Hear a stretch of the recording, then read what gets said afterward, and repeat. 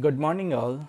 Welcome back to the second session on malaria and anti-malarial drugs. A brief recap before we go to the drugs used for the treatment of malaria. In the last session, we have seen regarding the history of malaria, the clinical symptoms of malaria, the endemicity of malaria, distribution of malaria, the malarial life cycle which occurs, plasmodial life cycle which occurs both in the humans as well as the female Anopheles mosquito, the sexual and asexual cycles. We have also looked into the classification of various drugs for the treatment of malaria, like the drugs derived from the chemical structures, the drugs which act on various stages of malaria in the humans. And apart from that, we have looked even into the area of prevention and control of vector. So with this brief introduction, I would like to go ahead with the drugs. The first and foremost drug, which is 4-aminoquinolone derivative, that is chloroquine. This chloroquine, it is discovered by Hans Andersag and co-workers in 1934, and it was manufactured by the name Rethocin. But this drug was ignored for a decade due to its toxicity. Later on, during the Second World War, it has proved to have significant anti-malarial activity with unequivocal toxicity. And later on, this was released for use in clinical practice in 1947. Coming to the mechanism of action of chloroquine. As you know, malarial parasite, it digests the hemoglobin in their lysosomes to utilize amino acids. The released heme is highly toxic but converted by the parasitic polymerases to non-toxic hemozoin. And chloroquine, being a basic drug, gets concentrated in the acidic lysosomes and binds to the released heme, preventing its polymerization. This results in oxidative damage to the organelles of the parasites, causing their death. This is the mechanism of action of chloroquine. Then, when I talk about the pharmacokinetics, chloroquine is very well absorbed and rapidly absorbed through oral and very rapidly absorbed through intramuscular and subcutaneous routes. And it also has a high apparent volume of distribution which may extend beyond 1300 liters per kilogram per kilogram. It is bound to the plasma proteins to an extent of 60%, and it distributes slowly into very large volumes and gets extensively sequestered into vital organs like the liver, the spleen, the kidneys, the melanin containing tissues, lysosomes. When I talk about the metabolism of chloroquine, it is metabolized in the liver to an active metabolite, that is 4-hydroxychloroquine. Actually, 4-hydroxychloroquine, it is an active metabolite and very safe when compared to that of chloroquine. And you might be knowing that in the recent ongoing pandemic of coronavirus, 4-hydroxychloroquine is also indicated as a chemoprophylaxis in coronavirus COVID-19 infection.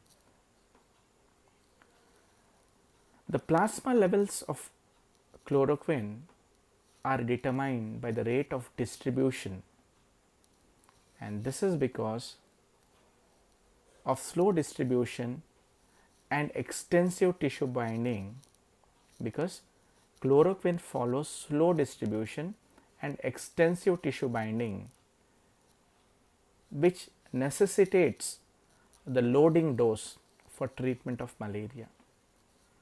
That is the reason why you might be knowing that when we start the treatment of malaria with chloroquine, we do give a loading dose. Like, chloroquine phosphate, it is 250 milligrams of tablet with a 150 milligram of base. So, loading doses, we initially initiate 4 tablets of chloroquine to start with, followed by 2 tablets after 6 hours, and in the second day 1 tablet in the evening, 1 tablet in the morning. Third day 1 tablet in the morning and 1 tablet in the evening. That means to say 4, 2, 1, 1, 1, 1, like that. Okay, is it clear? To start with, we give 4 tablets of chloroquine consisting of 150 milligram base, followed by 2 tablets after 6 hours the same day. The second day 1 tablet in the morning, 1 tablet in the evening. Third day 1 tablet in the morning, 1 tablet in the evening. This is the dosage of chloroquine. So, we give 4 tablets at a time, which is a loading dose to maintain the steady state plasma concentration. And this chloroquine, the transient toxic levels may be achieved due to a rapid absorption when it is given through an intravenous or IM or subcutaneous route, especially when it is infused. There is a transient toxic levels may be achieved due to rapid absorption. Hence, when chloroquine is desired to be given as an intravenous infusion, it has to be given in a smaller doses and over a period of time to prevent the transient toxic levels. Apart from that, when we talk about the plasma half-life,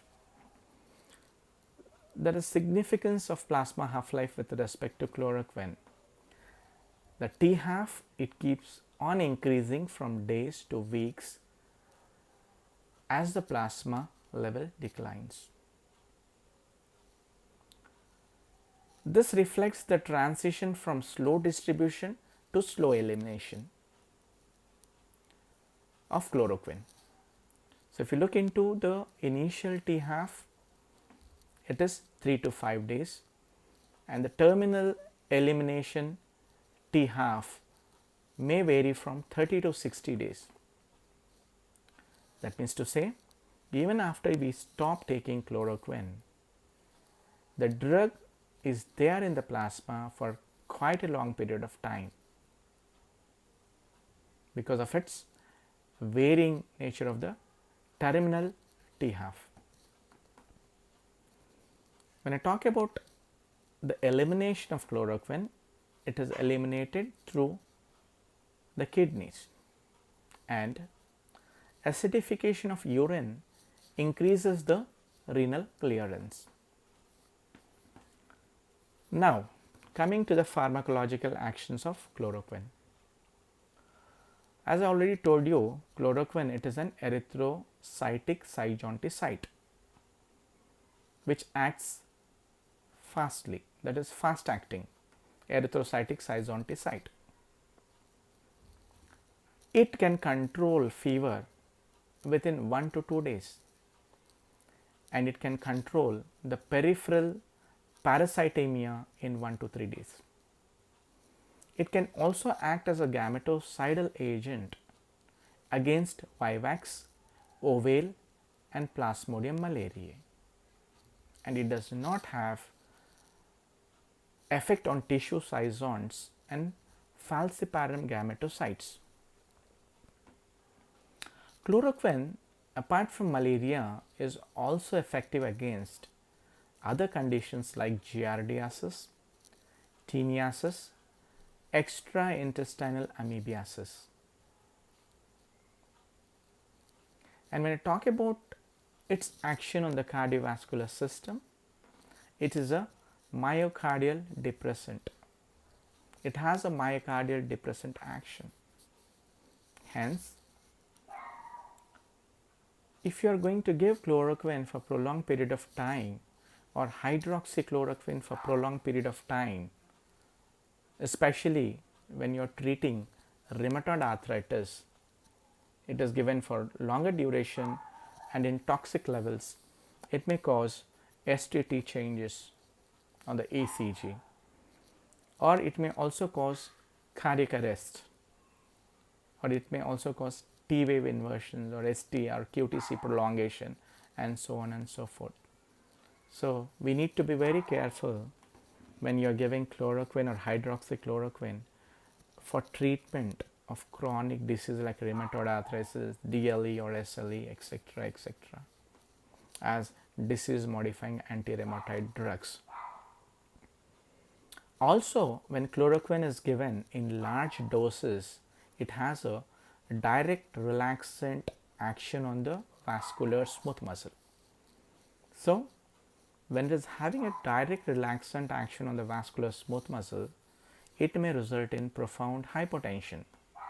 It may result in profound hypotension. So, these are the very important effects of chloroquine on the cardiovascular system. Apart from that, chloroquine, as I told you, can act as an anti-inflammatory agent. It can act as an antihistaminic and also has a little amount of local anesthetic action. Then coming to the therapeutic uses of chloroquine. It is mainly used in the treatment of acute malarial attack, especially chloroquine sensitive falciparum malaria or vivax, ovale and malaria. This chloroquine can be used. It can also be used as prophylaxis of malaria due to vivax, ovale and malaria. And it also becomes the drug of choice in treatment of malaria in pregnancy. So, in pregnancy and children, it is not contraindicated. It can be safely given to treat malaria in pregnancy, as well as it can also be given in children with malaria. As I told you, hydroxychloroquine is used in the treatment of rheumatoid arthritis, and chloroquine can also be used in the treatment of extraintestinal amoebiasis, the dosage being 500 milligrams BID doses and 500 milligram OD doses for 2 days. Now, the other indications are discoid lupus erythematosus. It can be used in lepra reactions, ENL type 2, infectious mononucleosis, giardiasis and entamoeba histolytica. So, these are the other uses of chloroquine apart from malaria. Now, when I talk about the adverse drug reactions of chloroquine, when chloroquine is used in the therapeutic dose or anti-malarial dose, it is relatively safe and can cause GI disturbances like nausea, vomiting and bitter taste. And these GI side effects can be minimized by taking the drug post meal. And in higher doses and during chronic use, chloroquine may result in development of intolerance resulting in development of skin rashes, angioneurotic edema, photosensitivity, pigmentation, exfoliative dermatitis. It can even bleach the hair, the eyebrows, and the eyelashes. The effects on the eye. There might be a temporary loss of accommodation, a blurring of vision, diplopia, and lenticular opacity especially. Lenticular opacity is with posterior subcapsular cataract can occur in patients who are taking chloroquine for prolonged duration of time, and in those patients it becomes very mandatory to have a eye testing or a fundoscopic examination done on a periodical basis. In the eyes, chloroquine may also cause a retinopathy due to constriction of retinal arteries or formation of edema, blue-black pigmentation, macular degeneration, and depigmentation in the eye.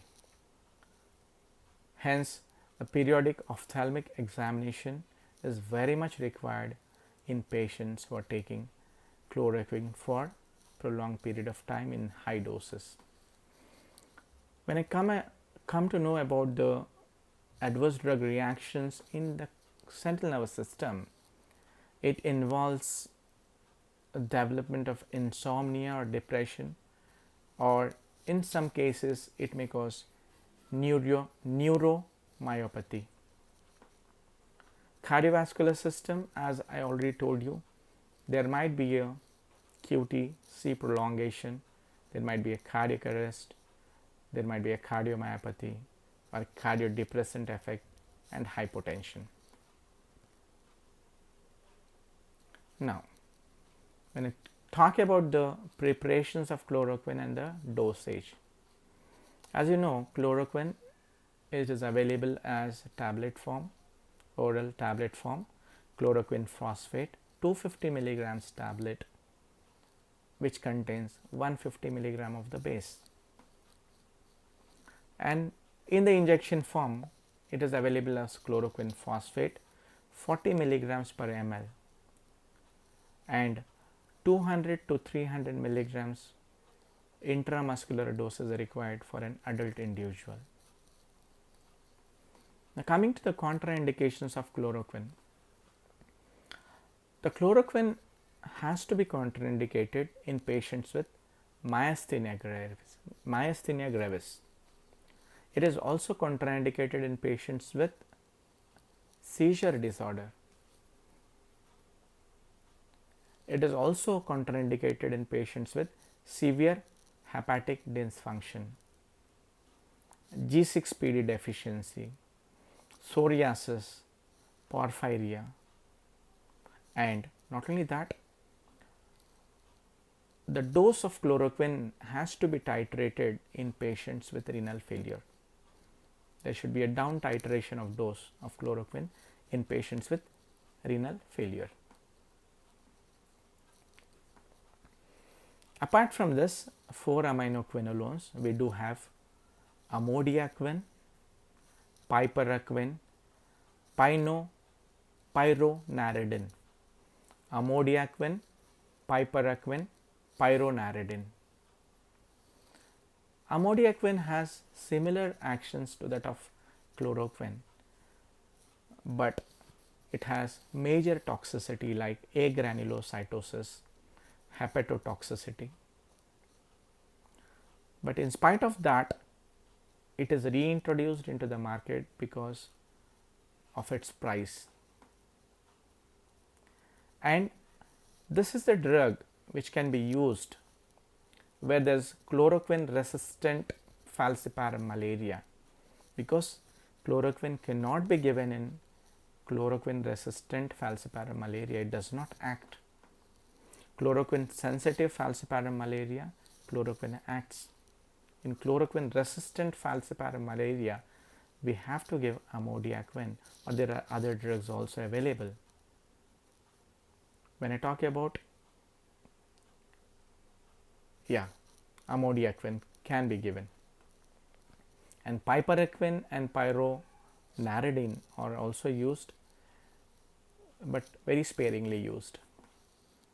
Then we come to the another class of drugs, 8-aminoquinoline derivatives. In this we have a very important drug used for radical cure of malaria, that is Pyrimethamine. Pyrimethamine belongs to 8-aminoquinolines. The mechanism of action of Pyrimethamine is by generating toxic reactive species and interferes with the electron transport in the parasite. By generating the toxic reactive species and interfering with the electron transport in the parasite. This is a very important mechanism, and this is a drug which is useful only for radical cure along with chloroquine in persistent forms of Plasmodium vivax, the pre-erythrocytic stage or hepatic stage of malarial parasite, and also it can act on the sexual forms of all species of human malarial parasites. I repeat, Pyrimethamine is used as a radical cure along with chloroquine in persistent forms of vivax malaria. It is used in pre-erythrocytic or hepatic stage of malaria, and also used for treating the sexual forms of all species of human malarial parasite, as a gametocidal. But this drug cannot be used as a suppressive agent in malaria, and it is not effective in Plasmodium falciparum malaria because it does not have exoerythrocytic schizogony. When I talk about the adverse effects of Pyrimethamine, mainly on the gastrointestinal tract, it has epigastric distress and associated abdominal cramps. The most important adverse effect with Pyrimethamine is you have to be very cautious in patients with G6PD deficiency, where there is intravascular hemolysis, which are a very dreadful complication. So one should be very much aware regarding G6PD deficiency. It is an absolute contraindication, and it results in development of serious intravascular hemolysis. When you talk about the hemopoietic system, it causes methemoglobinemia and also causes cyanosis and agranulocytosis. So this is a very important, at the same time it is associated with serious adverse drug reactions. So we need to be very careful when we are giving the treatment as a radical cure along with chloroquine. When I talk about the preparations of this drug, it is available in the form of a tablet. 7.5 milligrams of tablet is available, and you need to know the dose of this particular Pyrimethamine. For radical cure, we start with 2 tablets, that is 15 milligrams tablets, that is 7.5 milligrams, 2 tablets for 14 days along with chloroquine, that is 10 tablets, as I told you, 4 plus 2 plus 1 plus 1, 1 plus 1, first, second and third day along with chloroquine. I don't think I am confusing you.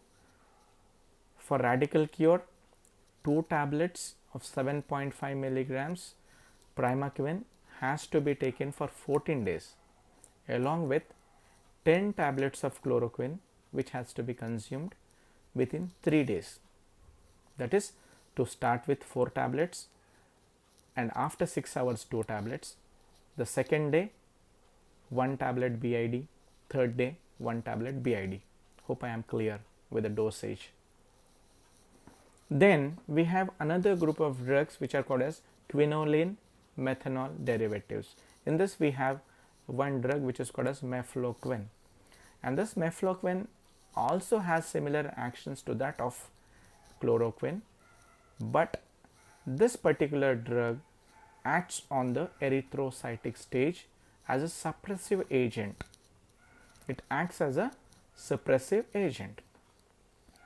And Mefloquine, it is also highly effective in a single dose in Plasmodium falciparum malaria, including chloroquine resistant and multi-drug resistant strains of malaria. And it does not have any effect on the persistent tissue forms of malarial parasite. Mefloquine. Coming to the adverse drug reactions, similar to that of chloroquine, the GIT, nausea, vomiting, diarrhea and abdominal pain are the side effects. And on the central nervous system, it may cause neuropsychiatric disturbances, and on the cardiovascular system, similar to chloroquine, depressant action, but it also has a teratogenic action. So teratogenicity is seen with Mefloquine. The preparations of Mefloquine available in the form of a tablet, 250 milligrams, and a single dose of 750 milligrams is sufficient to treat an uncomplicated case of malaria, and 1.5 gram of Mefloquine is required in multi-drug resistant malaria. It is not always used singly due to development of resistance.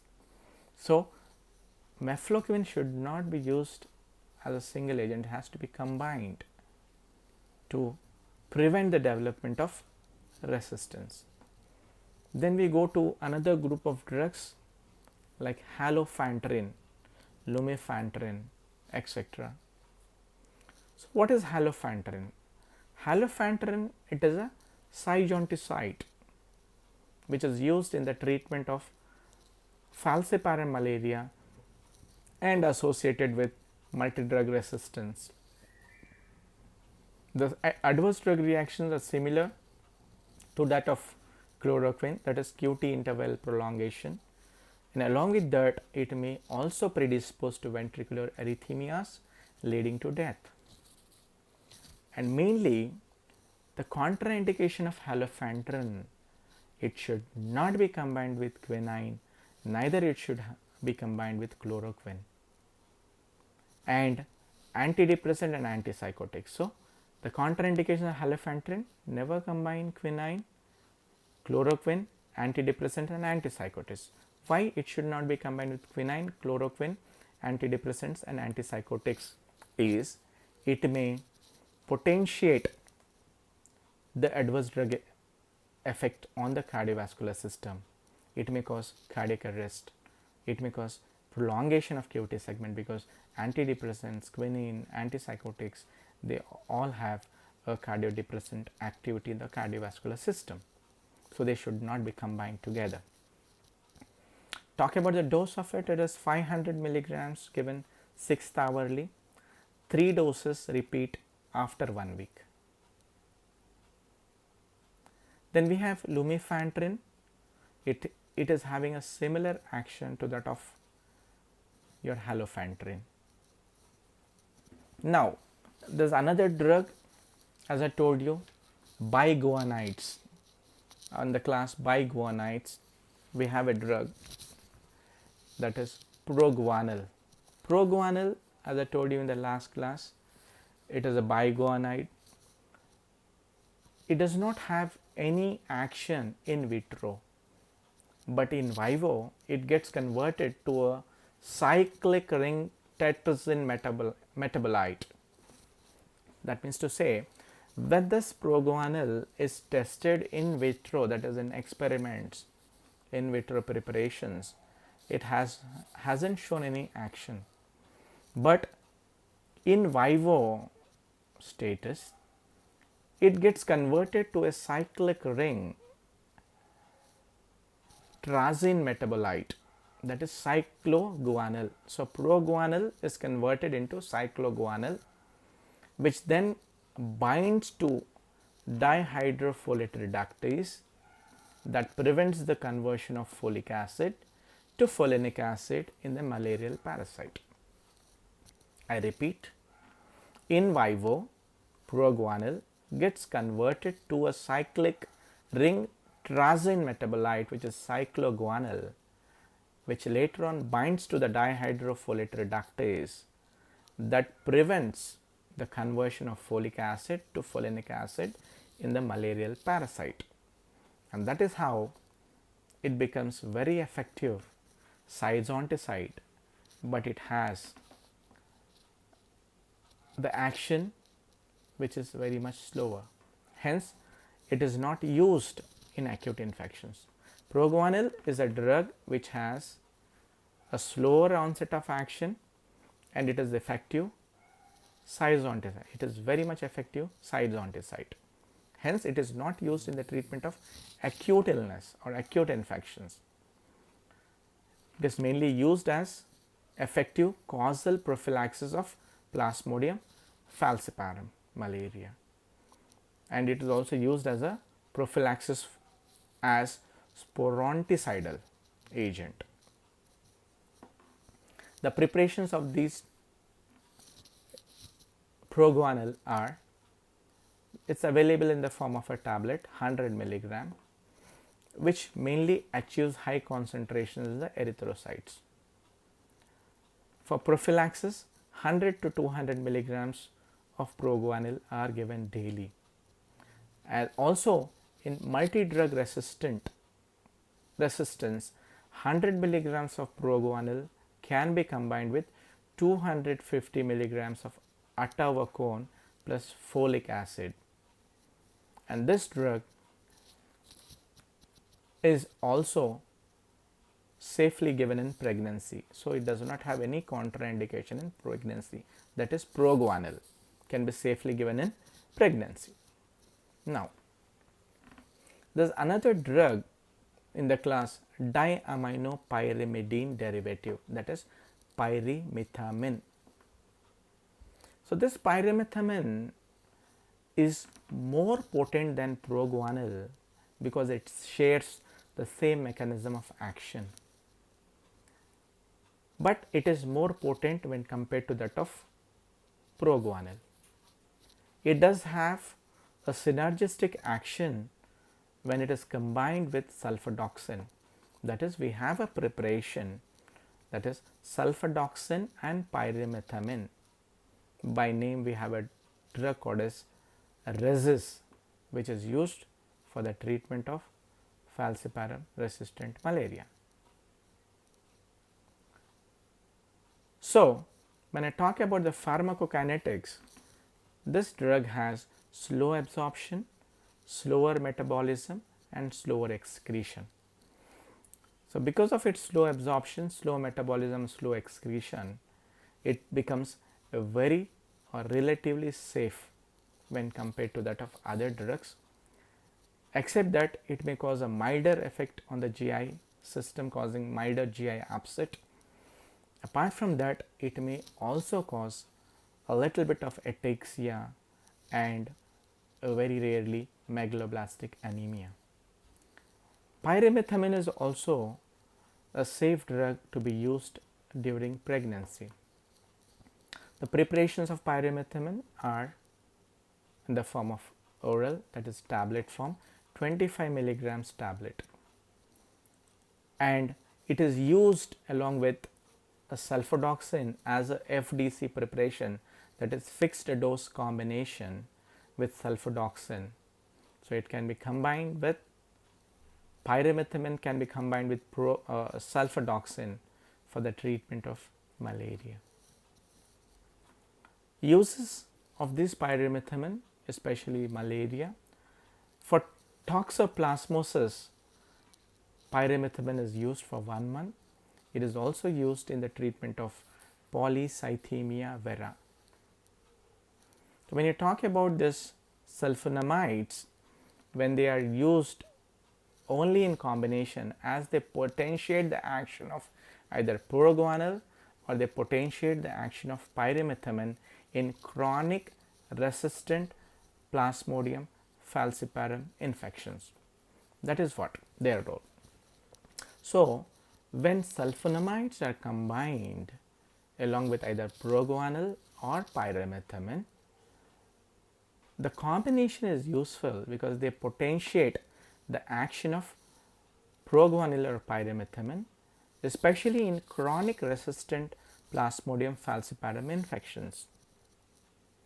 So, they are not used for the prophylaxis, because for prophylaxis for prolonged period of time we should not use these drugs, because as they have a chance to develop a serious ADR which is called as Stevens-Johnson syndrome. Please remember, sulfonamides, the primary or the basic or the important adverse drug reaction is Stevens-Johnson syndrome. Only one very important side effect. Apart from that, there are various other side effects, but this is one which has to be addressed. Hence, we are not using these sulfonamides for prophylaxis. Now, as I told you in the last class, that we have another group of drugs which are called as artemisinin derivatives. So, this artemisinin, it is an extraction product from the herb Artemisia annua, and actually these artemisinin derivatives, they are derived from a Chinese a herb which is called as Jingwasu derivatives. And when you go back to the history of these artemisinins, they were used in the traditional Chinese medicine for the treatment of febrile diseases, and artemisinin was isolated and its structure resolved by Chinese researchers in 1970s. These drugs, they are very effective and very safe for the treatment of patients with Plasmodium vivax or Plasmodium falciparum infection. So, these artemisinin derivatives both for Plasmodium vivax as well as Plasmodium falciparum derivatives. And I told you that artemisinin, it is a derivative of Jingwasu. From where? From Jingwasu, an active metabolite is derived which is called as dihydroartemisinin, and we also have semi-synthetic derivatives of these artemisinin. The semi-synthetic derivatives are Artesunate, Artemether and Arteether. So, these are the semi-synthetic derivatives. When I talk about artemisinin derivatives, the active metabolite derived from the Jingwasu herb of Chinese plant, that is dihydroartemisinin. And also we have semi-synthetic derivatives like Artesunate. This Artesunate is the only artemisinin derivative available as oral preparation. It is also available as intravenous preparation, also available as intramuscular preparation. Artesunate, oral, intravenous, intramuscular preparation with a T-half of 23 minutes. Then there is another drug semi-synthetic derivative, that is Artemether. Artemether is available as intramuscular preparation and oral preparation. There is no IV preparation for this, and the T-half is 45 minutes. We come to the another semi-synthetic derivative, that is Arteether, that is only intramuscular preparation is available. So, please do not get confused with these three drugs, but mostly we do use Arteether in the regular practice. So, when I talk about the mechanism of action of these artemisinin derivatives, they have an endoperoxide bridge in their molecule which interacts with the heme in the parasite. That is the endoperoxide bridge which is present in the molecules of these artemisinin derivatives. They interact with the heme content of the parasite, and the intraparasitic ferrous protoporphyrin 4 which is present in the parasitic food vacuole catalyzes the breakdown of this endoperoxide bridge of the artemisinin molecule. This is followed by generation of highly reactive free radicals which then damage the parasite. This is the mechanism of action. Not only that, these are artemisinin derivatives, they also covalently bind to and damage the parasitic proteins by free radicals, and these free radicals are produced by breakage of endoperoxide bridge of the artemisinin by the intraparasitic heme. So, it is a bit complex mechanism, and this in turn will cause inhibition of parasitic calcium ATPase. So, this is a mechanism of action of artemisinin derivatives. These artemisinin derivatives are side-jointicidal for all types of malarial parasites, and they are a mainstay in the treatment of cerebral malaria or falciparum malaria. They also cause reduction in the parasitemia, also cause reduction in gametocytemia, and till now no resistance has been reported with these drugs in the treatment of the malarial disease.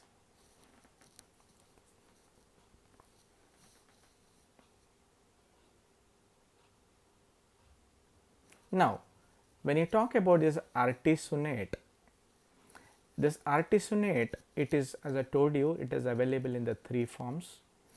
It is very well soluble in water, and it is a hemisuccinate derivative, and it is used as oral, rectal, intravenous and intramuscular administration. So, it can be used orally, it can be used rectally, it can be used intravenous or intramuscular routes, and they are available in the form of tablets and as powder with separate vial containing 5% of sodium bicarbonate. And in India, Artesunate is also available as 50 mg tablets and 60 mg per ml injection. Then, why should we recommend artemisinin for the treatment of all types of malaria? Because they are very short half-lived, and hence they are good for combinations. They also have rapid substantial reduction of parasite mass. Not only that, the rapid resolution of clinical symptoms occur. They are effective against multi-drug resistant falciparum malaria.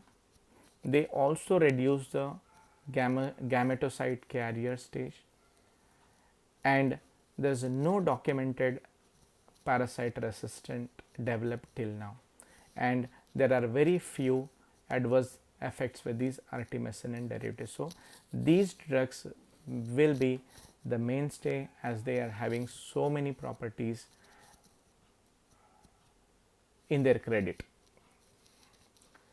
When I talk about the newer artemisinin compounds in pipeline, they are artemisone, artemisinic acid, sodium artelinate, arteflene, synthetic peroxides like arterolane, etc., etc. These are the drugs which are in pipeline. These are the artemisinin derivatives. So when you talk about this artemisinin derivatives and the combinations, so there are various combination of these artemisinin derivatives, like we can combine artesunate with chlorproguanyl and dapsone is one combination. Then another combination is artesunate and ferroquine. The other combination is artemisinin plus naphthoquine. Other combinations. So with this, I think I have done with all the anti-malarial drugs, but I think I have forgot to tell you regarding quinine. Probably regarding this quinine I will discuss in my next lecture, along with the treatment of malaria in specialized states. Thank you very much for patient listening.